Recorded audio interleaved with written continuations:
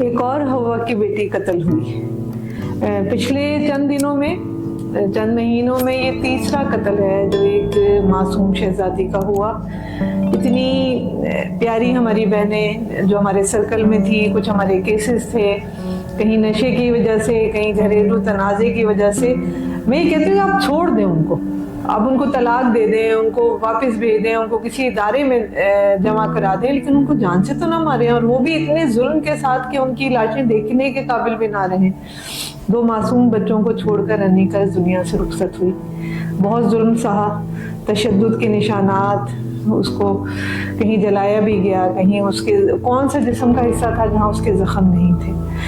تو ہمیں اپنی سوسائٹی میں اپنے لوگوں کو شعور دینا ہے.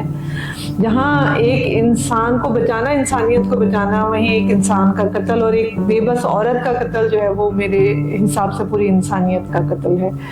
تو ہمیں رحم پیدا کرنا ہے سوسائٹی میں، ہمیں جہالت کو، تشدد کو، وائلنس کو کم کرنا ہے، اور اس پہ اویئرنیس پہ کام کرنا ہے. شعور کی بیداری وہ چیز ہے جس کے بغیر نہ نظام بہتر ہو سکتا ہے، نہ افراد کی تیاری ہو سکتی.